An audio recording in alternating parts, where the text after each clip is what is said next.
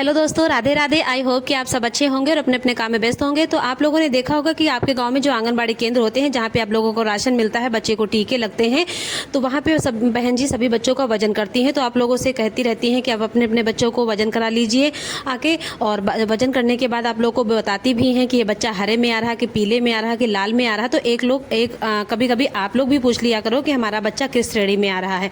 कहने का मतलब अगर हरी श्रेणी में आते हैं तो बच्चे अच्छे होते हैं, बहुत अच्छे सामान बच्चे होते हैं। अगर पीले में है तो यानी कि थोड़ा सा कमज़ोर है। या लाल श्रेणी में अगर बच्चा आ जाए तो अतिकुपोषित बच्चा होता है, सैम बच्चे होते हैं। तो कहने का मतलब जो लाल श्रेणी में बच्चे आते हैं उन बच्चों का शारीरिक विकास, मानसिक विकास दोनों रुक जाता है। तो कहने का मतलब है अगर आप अपने बच्चे कौन चाहता है कि हमारा बच्चा का शारीरिक विकास, मानसिक विकास रुक जाए? भाई अच्छा स्वस्थ बच्चा होगा, टैलेंट बच्चा होगा तो उसकी कितनी अच्छी पहचान होगी।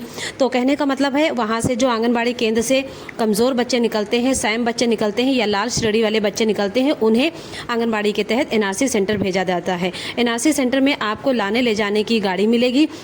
आंगनबाड़ी बहन जी साथ में आपके जाएंगी। वहाँ पे माता पिता को दोनों को सुबह शाम का खाना मिलेगा, दोपहर को नाश्ता मिलता है। प्रतिदिन के 50 रुपये आपको मिलते हैं और साथ में आपके बच्चे की अच्छी सी देखभाल, खान पान और जो वहाँ पे सुविधाएं होती हैं, स्वास्थ्य सेवाएं, वो भी सारी मिलती हैं। और वहाँ पे बहुत ही अच्छी सुविधा है।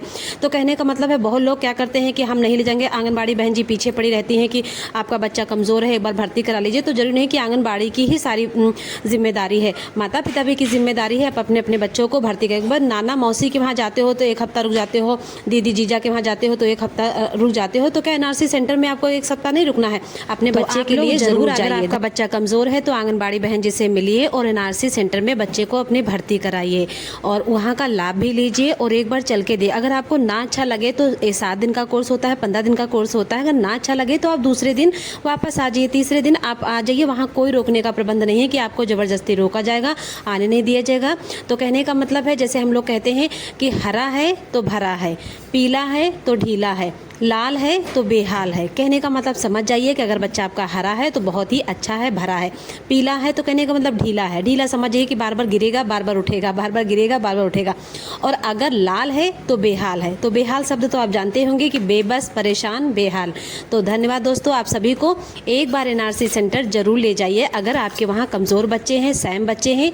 धन्यवाद।